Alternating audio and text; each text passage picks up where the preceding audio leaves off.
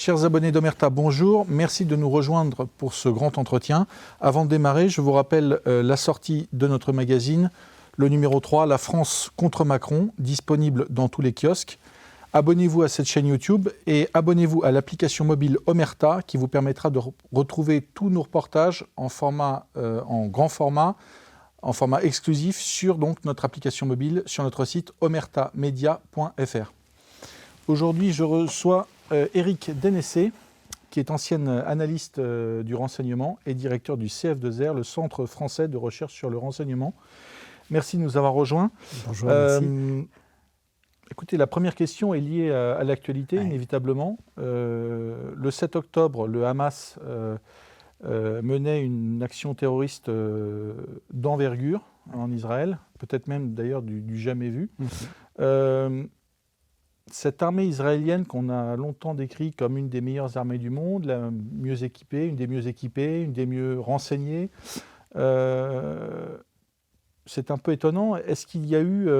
comment expliquer que cette attaque du Hamas ait pris Israël complètement par surprise? Est-ce qu'il y a eu une faille des réputés services de renseignement israéliens?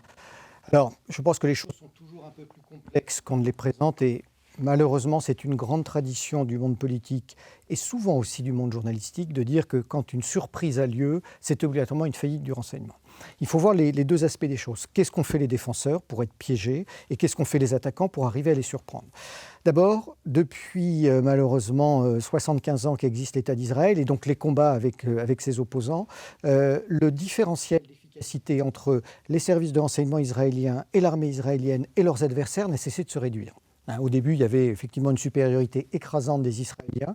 Et puis, tous les groupes qui ont été opposés à eux, décennie après décennie, avec le soutien d'abord des Russes, puis après des Syriens, puis depuis quelques années avec le soutien des Iraniens, se sont considérablement professionnalisés. Alors, je ne porte pas de jugement de valeur sur leur cause. Ce qui est intéressant, c'est de voir sur le plan du métier comment ils ont progressé. On l'a vu ces dernières années avec le Hezbollah, et on l'a vu malheureusement pour Israël ces derniers jours avec le Hamas. Donc, si je prends une métaphore un petit peu populaire, c'est un petit peu comme le foot, il n'y a plus de petite équipe. Alors, côté Hamas, on sait une première chose que les Israéliens reconnaissent eux-mêmes, c'est que finalement, depuis 2 ans, le Hamas avait endormi les autorités politiques et militaires israéliennes en donnant l'impression qu'ils se livraient à moins d'actions violentes. C'est-à-dire qu'ils avaient vendu à quelques reprises les combattants du djihad islamique qui les dérangeaient pour améliorer leur exclusivité sur les actions terroristes. Et ils laissaient sous-entendre, parce que c'est ce que croyaient les Israéliens, que peut-être une évolution de type OLP était possible. Pendant très longtemps, l'OLP de Yasser Arafat refusait de reconnaître l'État hébreu, puis finalement est parvenu à le faire.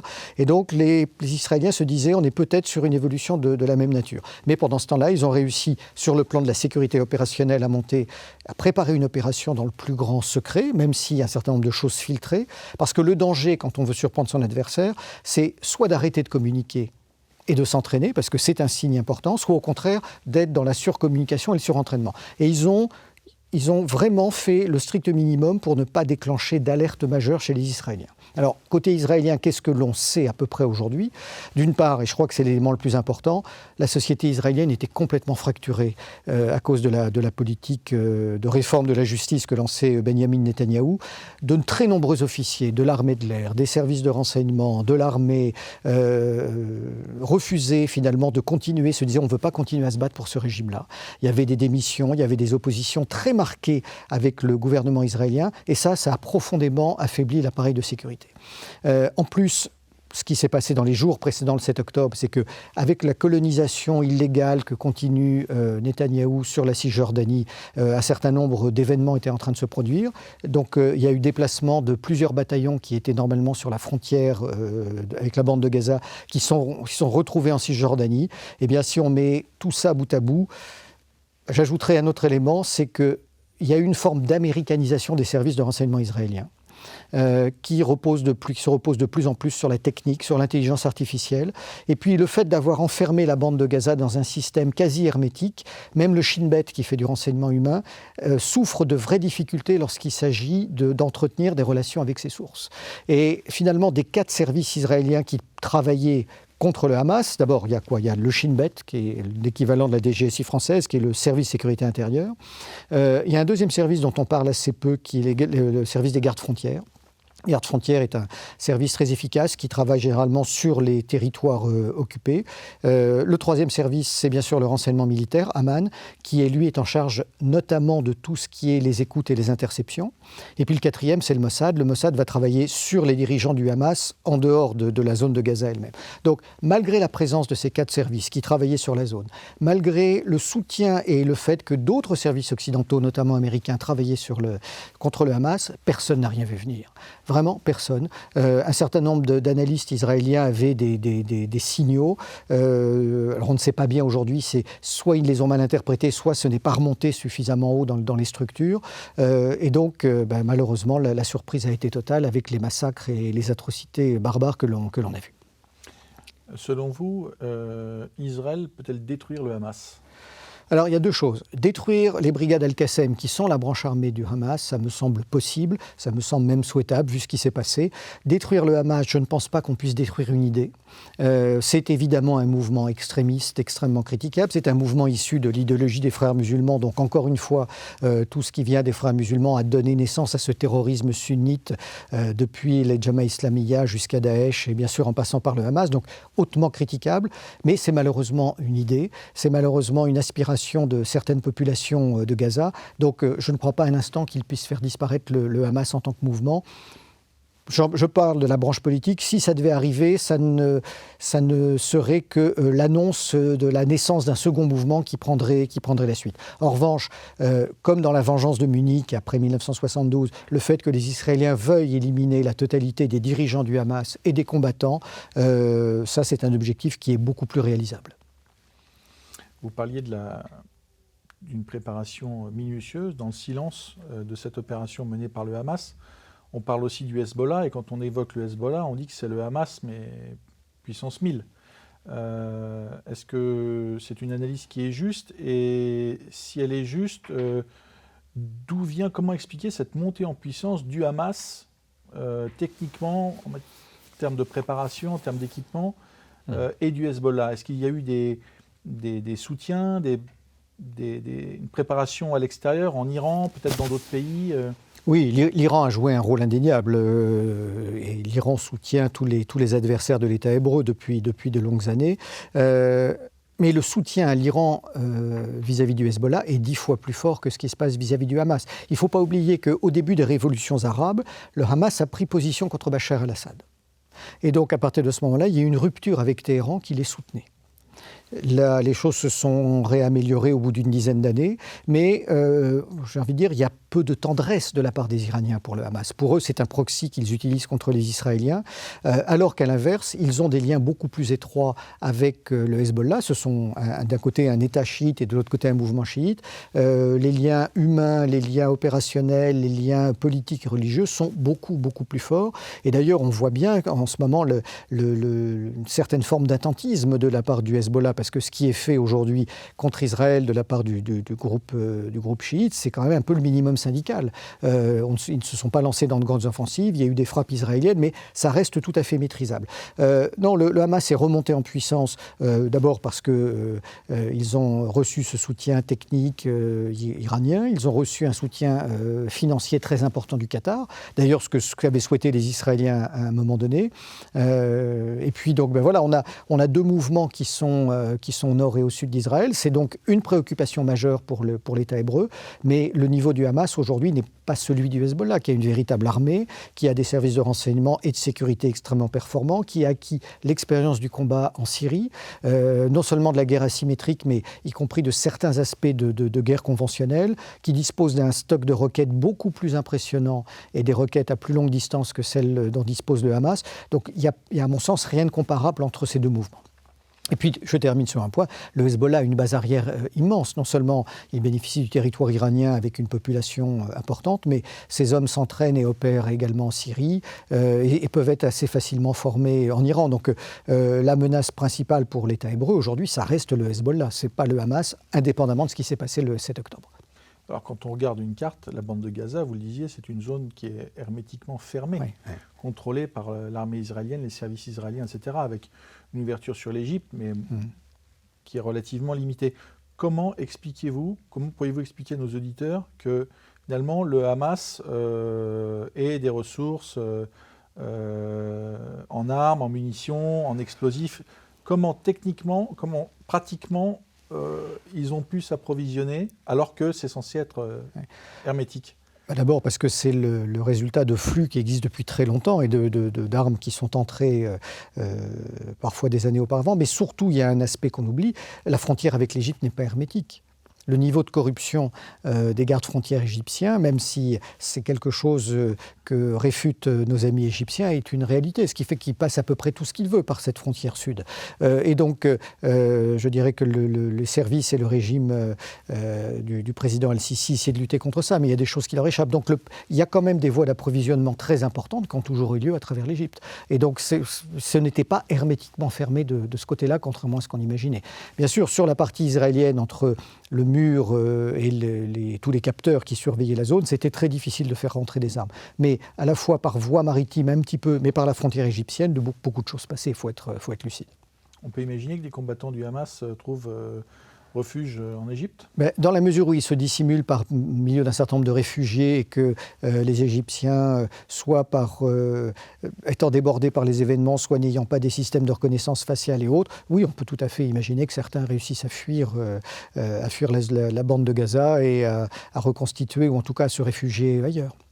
Alors, depuis 30 ans, Israël est quand même, année après année, est un peu seul contre tous. Là, il y a le rapprochement avec l'Arabie Saoudite est en pause. La Syrie de Bachar el-Assad, je dirais, soutenue par les Russes, est redevenue une petite puissance régionale. Vous parliez de la montée en puissance de l'Iran. Israël, c'est un peu seul contre tous, là. Oui, mais est-ce que c'est vraiment si nouveau, en tout cas au Proche-Orient? C'est vrai qu'à un moment donné, il y a eu les accords avec les Iraniens à l'époque du Shah. Il y avait des bonnes relations avec la Turquie avant que Erdogan arrive, donc il y avait quelques alliés régionaux. Mais rappelons qu'à l'époque, les liens avec l'Arabie Saoudite n'étaient pas bons du tout. Donc, je dirais qu'il y a eu une évolution des partenaires régionaux de l'État d'Israël, alors qu'au niveau international, ça n'a pas bougé. L'Europe et surtout les États-Unis soutiennent toujours l'État hébreu. C'est vrai qu'il y avait eu un succès ces dernières années, notamment grâce à Donald Trump, président des États-Unis, qui avait reconnu Jérusalem comme capitale, qui avait encouragé la mise en place des accords d'Abraham, qui avaient été signés avec un certain nombre d'États, du Maroc et des Émirats et de quelques autres partenaires. Donc on avait l'impression que les Israéliens arrivaient par la voie diplomatique à se faire reconnaître comme un acteur, comme un État classique finalement reconnu par ses voisins du Proche-Orient. Bien évidemment, l'action du Hamas a remis tout ça à plat parce que les Saoudiens qui n'étaient pas loin peut-être de signer les accords d'Abraham avaient ce problème fondamental. C'est-à-dire que autant l'élite et le régime Ben Salman sont peut-être prêts à signer, autant la population saoudienne ne voulait en aucun cas d'un accord avec Israël. Donc on était là sur la file du rasoir avant le 7 octobre, mais en tout cas, c'est un retour en arrière phénoménal pour la diplomatie israélienne. Je prends aussi l'exemple du Maroc avec lequel les accords avaient été signés, où on a vu des manifestations massives de la population marocaine contre ces accords et contre toute entente avec l'État israélien suite à ces bombardements sur la bande de Gaza. À qui profite le crime? À l'Iran? À la Russie? Lequel c'est peut-être un dérivatif, une manière de gêner les Américains au Proche-Orient? C'est la vraie question qu'on se pose. En fait, on a une superposition de plaques tectoniques. Je dirais que peut-être que c'est une victoire tactique pour le Hamas, mais probablement une défaite stratégique pour ce mouvement à terme. Est-ce que ça va être une victoire pour les Israéliens? Je ne le pense pas, parce que malheureusement, la rapidité avec laquelle ils ont réagi et l'ampleur des frappes, quand bien même le nombre de victimes présentées par le Hamas est doublé, c'est quand même quelque chose qui est très très mal accepté par la communauté internationale, y compris en Occident.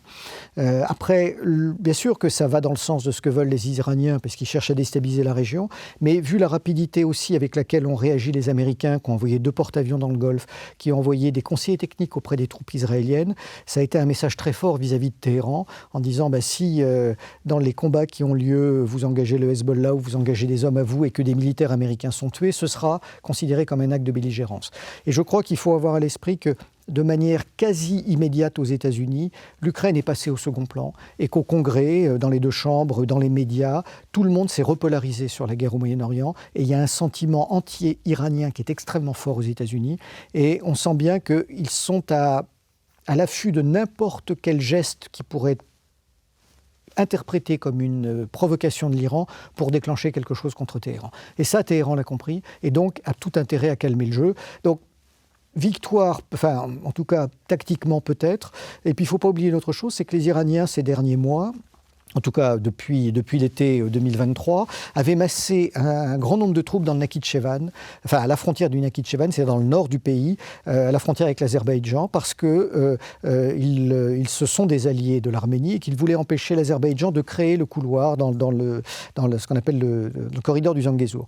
Et les Azéris ne voulant absolument pas arrêter leur pression contre l'Arménie, les forces iraniennes étaient massées à la frontière de l'Azerbaïdjan, prêtes à en découdre. Et donc, le simple fait que les Américains soient présents dans le Golfe, ça oblige aussi les Iraniens, finalement, à ne pas passer, parce qu'elle était plus ou moins planifiée, à une action de vive force contre l'Azerbaïdjan, parce que ça pourrait être pris aussi comme une forme de provocation. Je rappelle quand même que l'Azerbaïdjan est un État allié d'Israël, et donc on rentre dans un jeu assez complexe.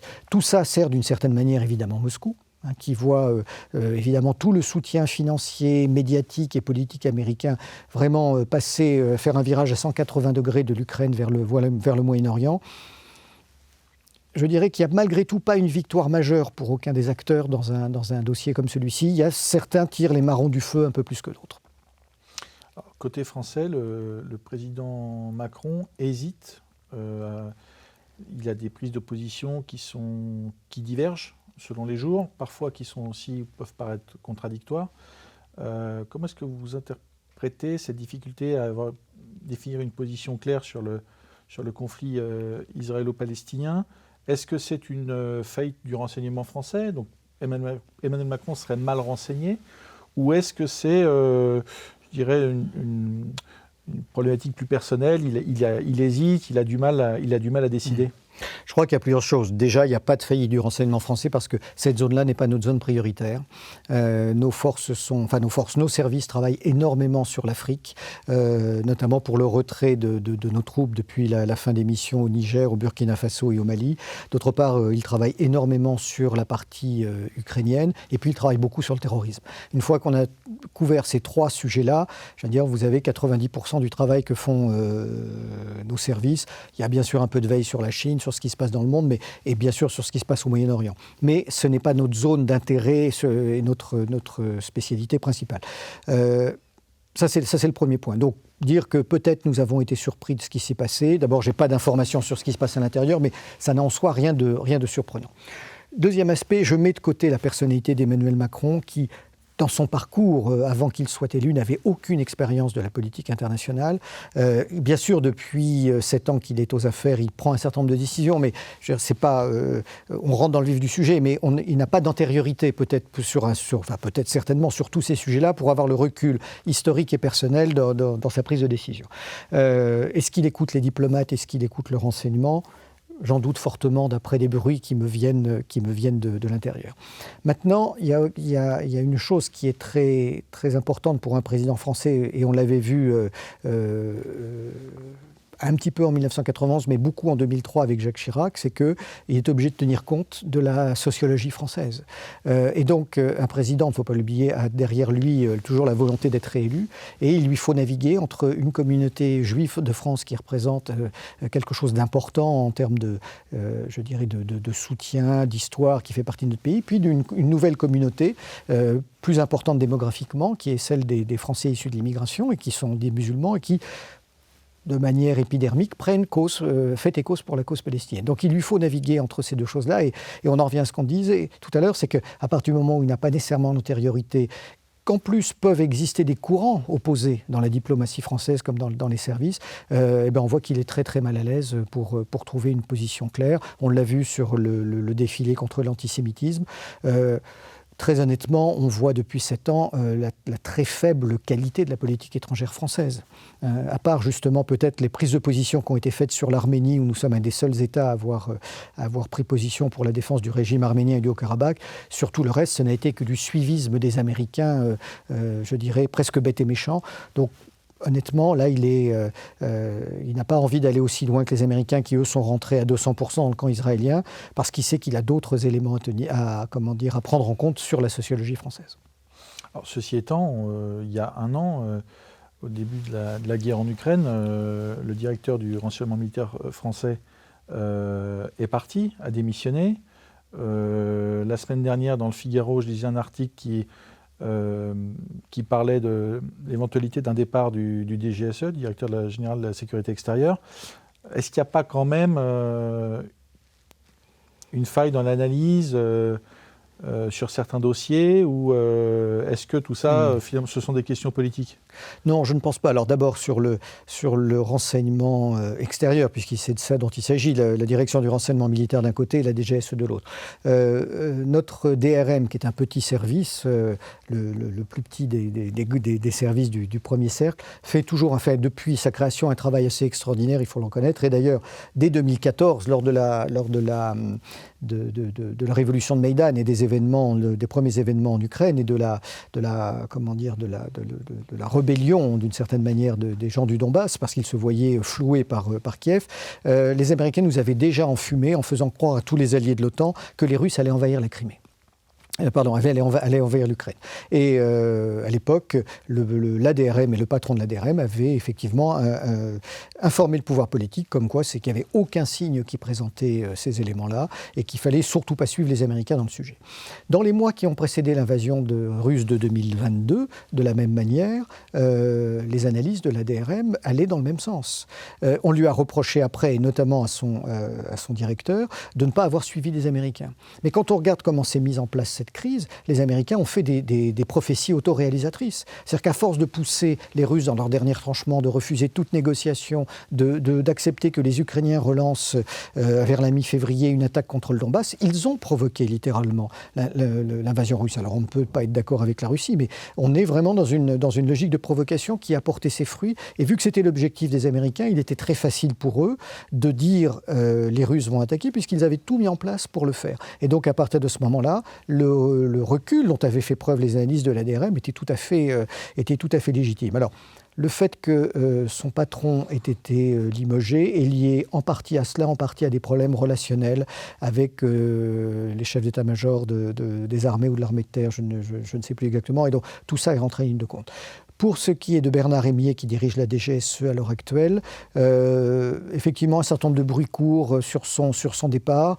Il laisserait, quant à lui, entendre qu'il souhaiterait aller jusqu'au bout du second quinquennat d'Emmanuel Macron. Donc, tout ça est un petit peu de l'agitation politico-médiatique, parce que de toute façon, derrière, on peut changer un patron de service. La technostructure est quand même assez solide pour fonctionner, même si, bien sûr, il y a toujours je vais employer un mot anglais, mais un input du dirigeant pour dynamiser la maison. C'est pas ça qui va réformer ou qui va affaiblir nos services si l'un des deux actuels patrons était débarqué ou remplacé.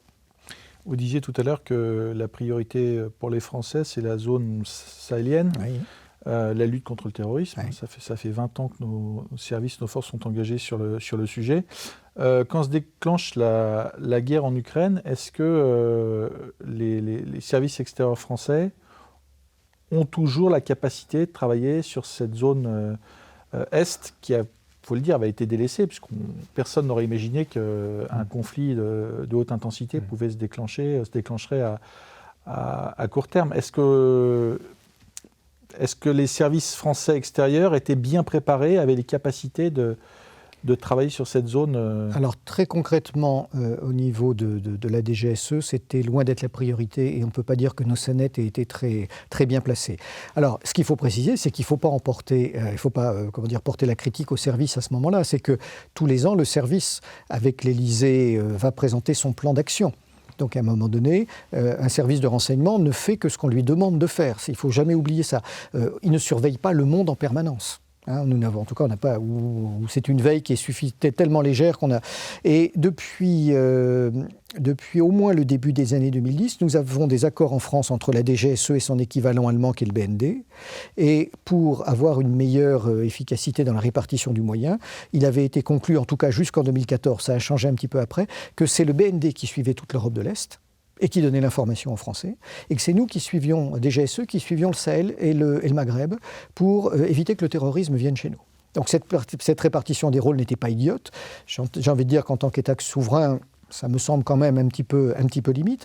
Mais ce qui s'est passé, c'est que est-ce que les Allemands nous ont tout donné ou ont tout vu jusqu'en 2014, je n'en suis pas totalement convaincu. Et puis surtout, les Allemands ne s'intéressent pas du tout à ce qu'on leur donne, parce que le Sahel et le Maghreb, pour eux, ce n'est pas un problème. S'ils ont un risque terroriste, il vient plutôt de Turquie ou des émigrés qui viennent des réfugiés qui viennent de Syrie ou d'Afghanistan. Donc, sincèrement, alors que nous avons un intérêt à ce que les Allemands nous donnent des éléments sur l'Ukraine, eux, finalement, pour eux, la réciprocité n'a pas de sens. Donc ça, c'est le premier point. Et donc, à partir de ce moment-là, il n'est pas anormal, quand on ne surveille pas une zone, qu'on soit surpris. La surveillance est obligatoirement assez légère. Le service qui suit ça davantage, c'est la DRM. Parce qu'elle suit les zones de crise potentielles. Le rôle de la DGSE, c'est beaucoup plus de s'infiltrer dans l'entourage de Vladimir Poutine, de Zelensky, pour savoir quelles sont les intentions.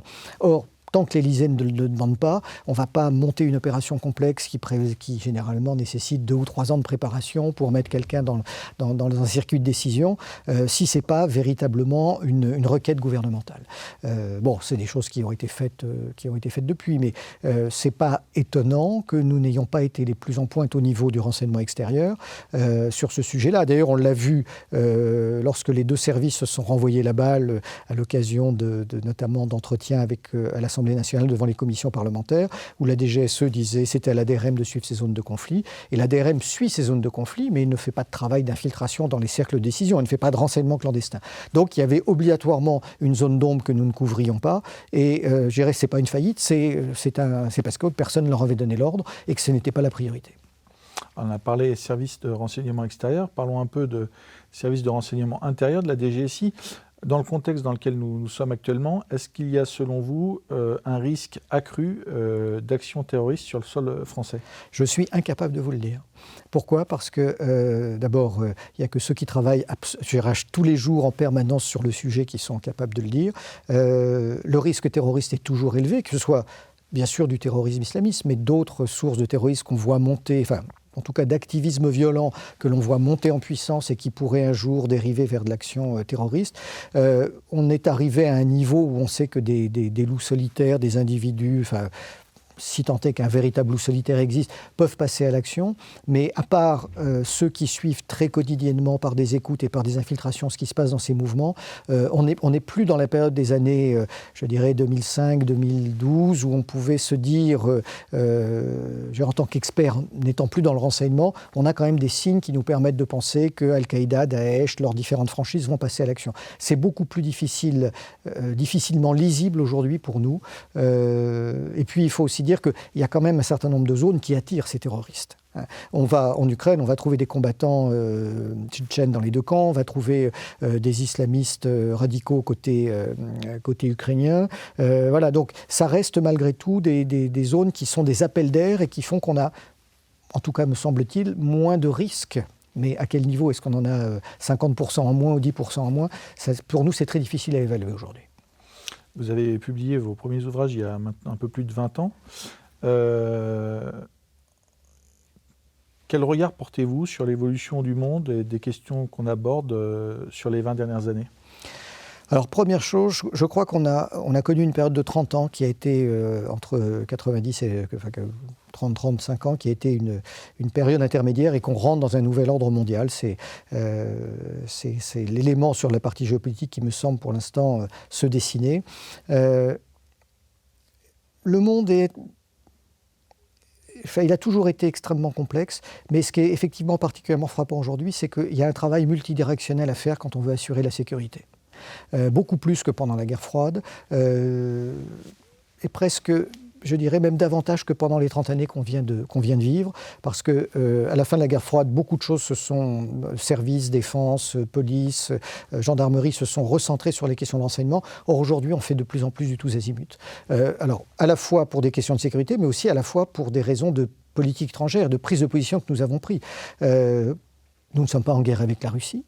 Mais malheureusement, nous traitons les Russes comme des adversaires. Eux-mêmes nous traitent comme des adversaires.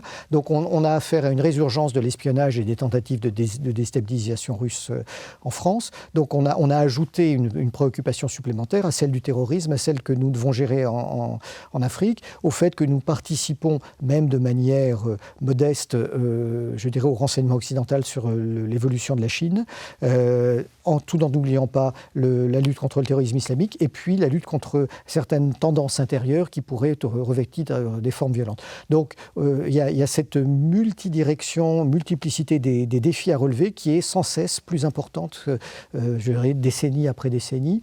Alors, bien sûr que les services ont vu leurs moyens augmenter, leur budget, leurs effectifs, mais tout ça prend du temps, parce qu'on commence à en voir le retour sur investissement depuis quelques années, parce que quand vous augmentez les effectifs dans le renseignement, il faut embaucher beaucoup de gens, il faut former ces gens, il faut après les encadrer dans les premières années pour qu'ils soient capables de faire un travail sérieux, et tout ça, ça prend minimum 3 à 5 ans, tout en maintenant, les effectifs, il faut des linguistes, il faut des analystes, tout ça prend du temps. Donc il y a eu au début des années 2000 une avancée des groupes terroristes par rapport aux services qui ont dû se réadapter. Et honnêtement, depuis le milieu des années 2015, le savoir-faire, la connaissance, la capacité de réaction a vraiment rattrapé ces groupes.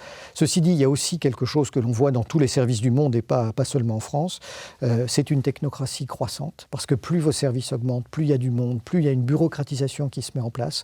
Et les Américains le connaissent depuis de longues années, les Israéliens sont passés par là, et je dirais tous les services de la planète le connaissent, y compris en France, où les structures sont de plus en plus lourdes aussi. Je ne peux pas ne pas vous poser une question sur la Chine. On dit que les Chinois sont passés maîtres dans les opérations d'influence en Europe, en particulier en France, qui disposent de correspondants, de services extérieurs extrêmement performants. Si c'est le cas, quel est l'objectif des services chinois? Est-ce que c'est un objectif, est-ce qu'ils sont centrés sur les questions économiques, industrielles, ou est-ce qu'il y a plus que ça? Alors, bien sûr, sur les questions économiques et industrielles, évidemment, mais aussi sur un aspect de réputation et d'influence. Contrairement à ce qu'on dit, je ne pense pas que la Chine veuille être la première puissance mondiale. Il n'y a pas de volonté de remplacer les Américains, mais c'est améliorer leur image, que soit reconnu finalement leur rôle international, leur civilisation. Il y a cette préoccupation qui est très importante, indépendamment du fait de vouloir piller les technologies comme ils l'ont fait pendant longtemps. Est-ce qu'ils en ont encore besoin aujourd'hui quand on voit leur niveau de développement sur un certain nombre de segments ? Peut-être sur certains aspects, pour le reste, je me pose la question. Non, il y a une vraie logique d'influence qui est indéniable. Ce qui est intéressant, c'est qu'elle est allée très très vite en montée en puissance en quelques années. Et on le retrouve dans des médias, on le retrouve dans des think tanks, on le retrouve sur des auteurs, sur des intervenants, sur de l'action auprès de nombre de nos politiques.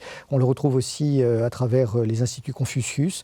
Il y a eu des choses assez documentées sur le sujet, mais en même temps, on a là un État qui représente quasiment un habitant sur 4 de la planète, qui bénéficie d'un PIB, de capacités énormes. Et donc, il n'est pas anormal, à un moment donné, que se trouvant lui aussi en situation dominante, il cherche à déverser ses idéaux, son influence un peu partout dans le monde.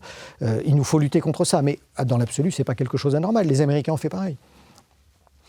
En mai dernier, j'étais avec Régis Le Sommier, nous étions convoqués à l'Assemblée nationale par la commission d'enquête sur les influences étrangères en France. Bon, le sujet, c'était la Russie.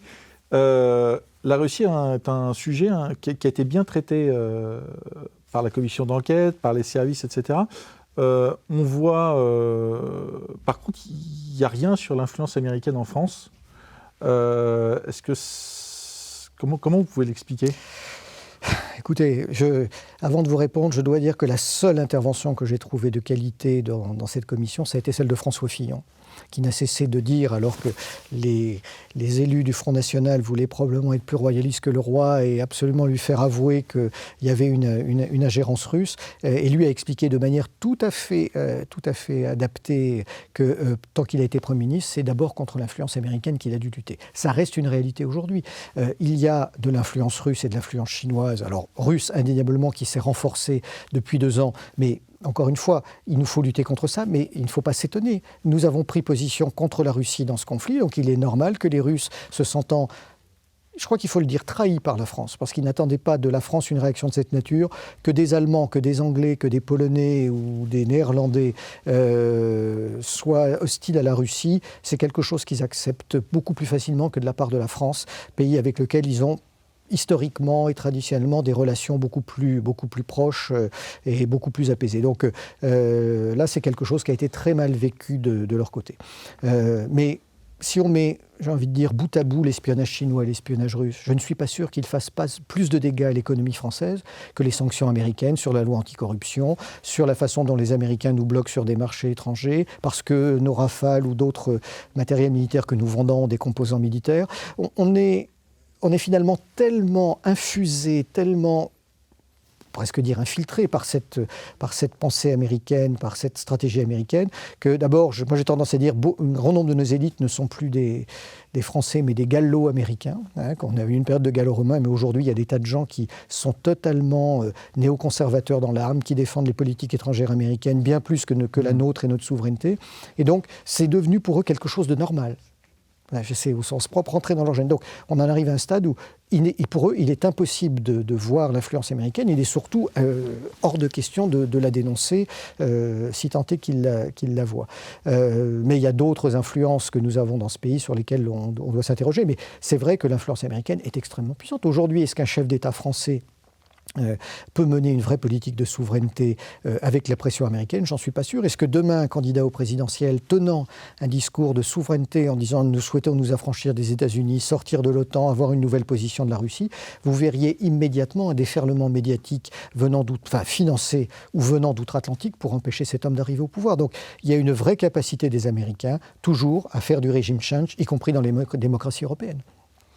Alors parlons un peu maintenant de l'Ukraine. Nous sommes bientôt à quasiment 2 ans de guerre en Ukraine. Quel bilan tirez-vous de cette guerre? Alors, on peut tirer un bilan sur plusieurs niveaux, mais moi, il y a une chose qui me paraît évidente, c'est que l'Ukraine ne peut pas gagner cette guerre et la Russie ne peut pas la perdre. Voilà. Donc, à partir de ce moment-là, il n'y a pas 36 solutions possibles, seulement nous refusons cette situation. C'est un conflit que nous suivons avec l'équipe du CF2R depuis l'origine, mais j'ai envie de dire depuis 6 mois avant, les 6 mois précédant le conflit, parce que nous avons vu se dessiner la stratégie américaine.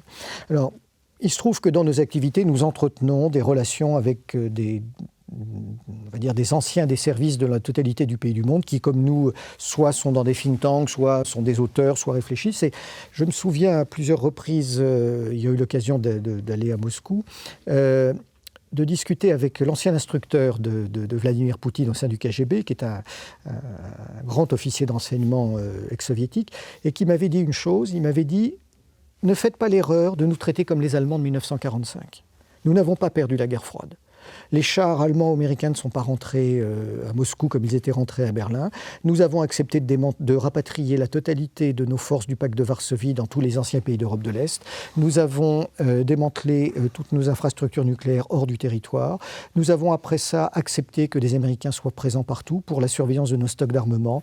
Il y avait des gens du FBI dans la milice pour aider la milice russe à se réformer. Il y avait toute une série d'économistes qui étaient présents partout à Moscou. Les échanges entre la CIA et le SVR se sont...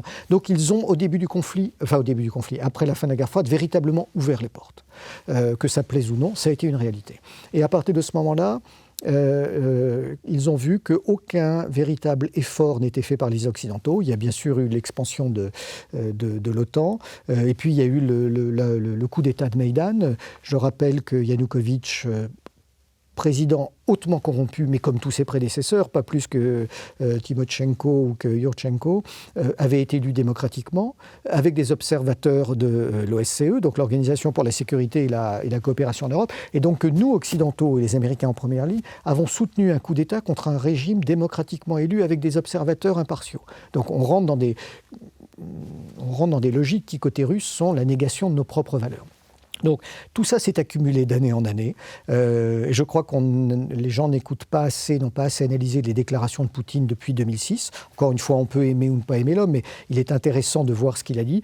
Et finalement, depuis la deuxième moitié des années 2000, c'est la chronique d'une guerre annoncée, sur laquelle systématiquement les Russes ont essayé de temps à autre de proposer des portes de sortie et qui ont été systématiquement refusées par l'Occident. Un certain nombre d'experts, y compris d'anciens politiques, l'ont dit. Je me souviens à la fois de ce que disaient Dominique de Villepin et Hubert Védrine, qui ont été très clairs dessus, en disant « nous avons créé Poutine », entre guillemets, dans la mesure où, à force de refuser toute négociation avec lui, on a créé ce qui s'est passé. Donc nous sommes totalement co-responsables de ce conflit. Voilà, donc c'est un échec patent pour l'Europe. Évidemment, à la fois sur le plan des sanctions, on le voit sur le plan militaire, parce que la nécessité de se réarmer rapidement ne profite qu'aux États-Unis.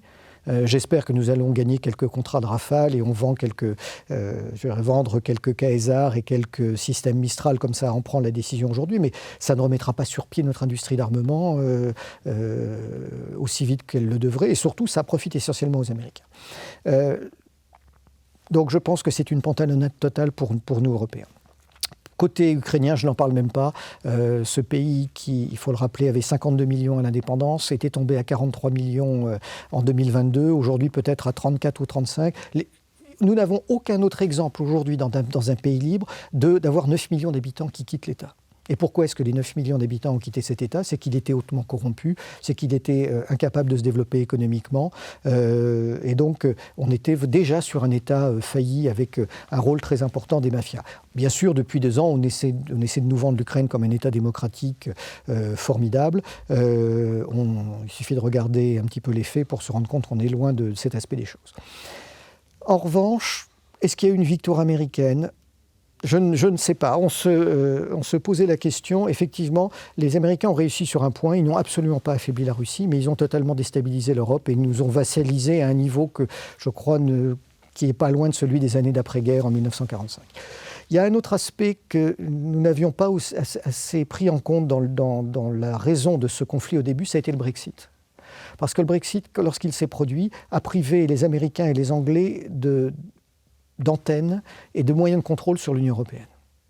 On a souvent dit que les Anglais étaient le cheval de Troie des États-Unis dans l'Union européenne, ce qui n'est loin d'être faux. Mais à partir du moment où le Brexit a eu lieu, ça a été aussi quelque chose de très négatif pour la sphère anglo-américaine. On ne pouvait plus contrôler cette Europe dans laquelle on n'avait plus de cheval de Troie et qui allait être prise en main par un couple franco-allemand qui allait peut-être se rapprocher de la Russie. Et dans cette volonté, dans cette stratégie de déclencher un affrontement avec Moscou, il y a eu aussi, mais on ne l'a pas vu suffisamment au début, cette volonté de dire il faut que l'on fasse tout ce que l'on peut côté américain pour entraîner une rupture entre Berlin et Moscou, et dans un second degré entre Paris et Moscou. Et ça, ils l'ont réussi.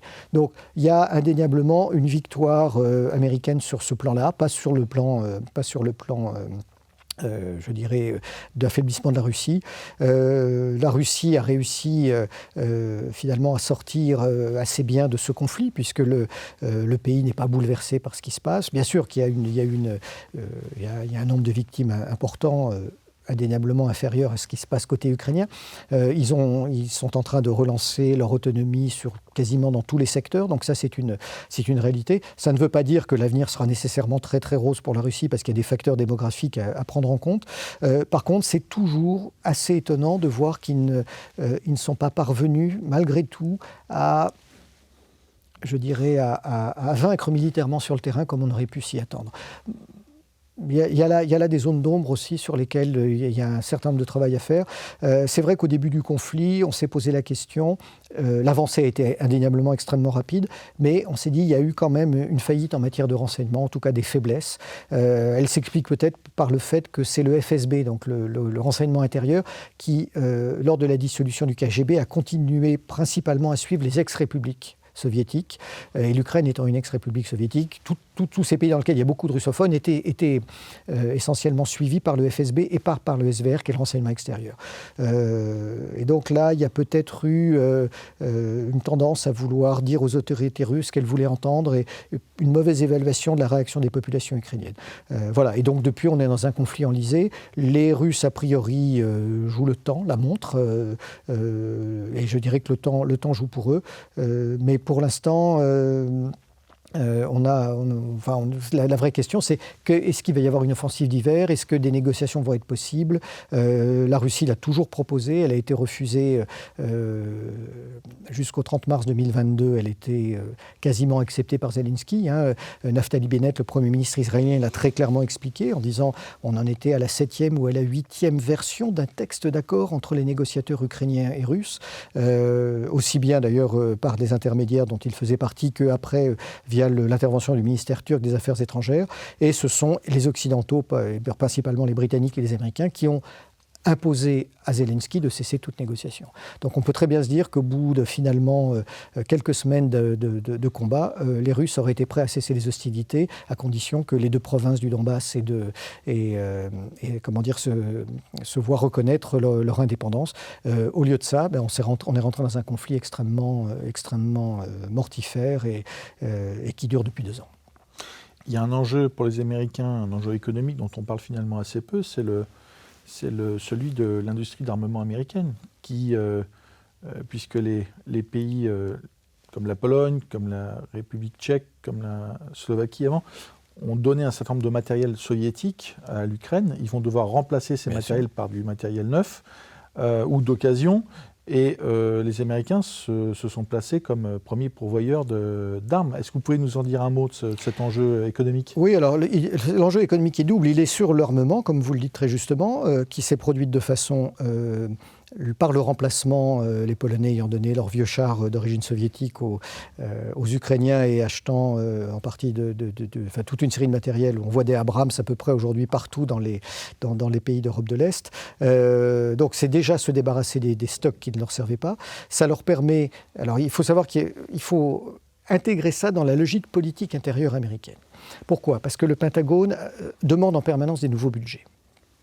Pour une raison simple, c'est qu'il a été victime de coupes budgétaires très importantes sous Obama et que pour rester la première puissance mondiale, le Pentagone et les armées américaines doivent en permanence investir et ils sont vraiment à la limite de leur capacité aujourd'hui.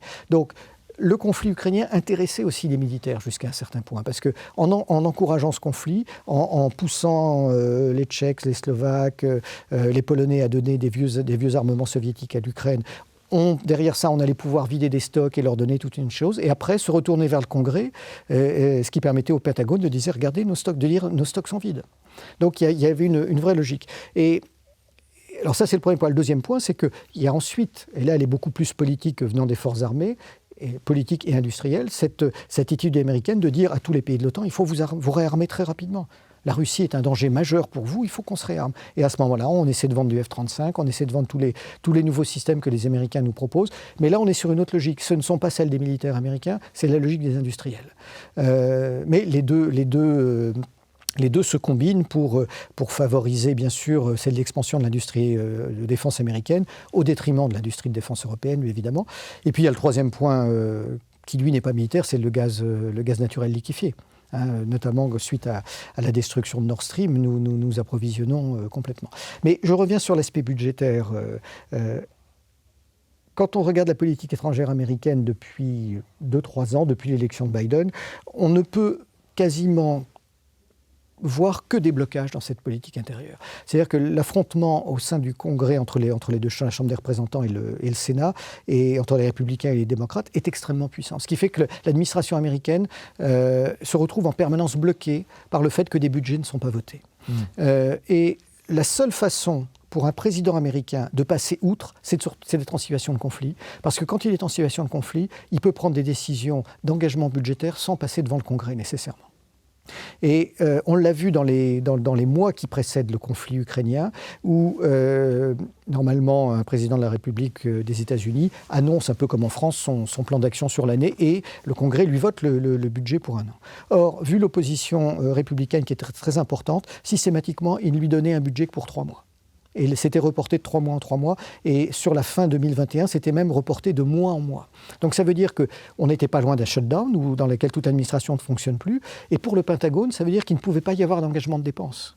C'est-à-dire que pour acheter des munitions, on peut effectivement passer des commandes rapidement, mais quand on est sur des programmes qui nécessitent des budgets importants sur plusieurs années, le Pentagone ne pouvait pas faire d'engagement de dépenses. Et c'est beaucoup plus qu'on ne l'imagine, ces affrontements de politique intérieure américaine, qui sont de plus en plus violents depuis l'arrivée, l'accession de Trump au pouvoir, qui aujourd'hui sont un vrai problème pour les politiques américains. Et vu qu'ils sont incapables de faire évoluer cette situation, je pense qu'on va le voir en 2024 avec les prochaines élections, ils n'ont d'autre choix que de déclencher une crise internationale qui leur permet finalement à la fois de faire passer leurs problèmes intérieurs au second point, mais de débloquer les budgets dont ils ont besoin pour fonctionner. Et ça, c'est une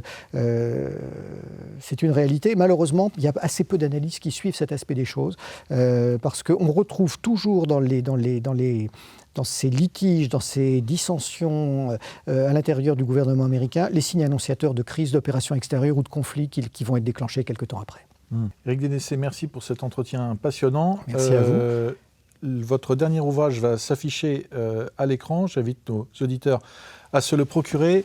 Je vous rappelle aussi, chers auditeurs, je vous rappelle de vous abonner à la chaîne YouTube, de partager cet entretien, de vous procurer l'excellent dernier numéro d'Omerta, La France contre Macron, et de vous abonner à l'application mobile sur laquelle vous retrouverez tous nos reportages, les reportages de Régis Le Sommier et de toute l'équipe d'Omerta, en version longue et en exclusivité. À très bientôt.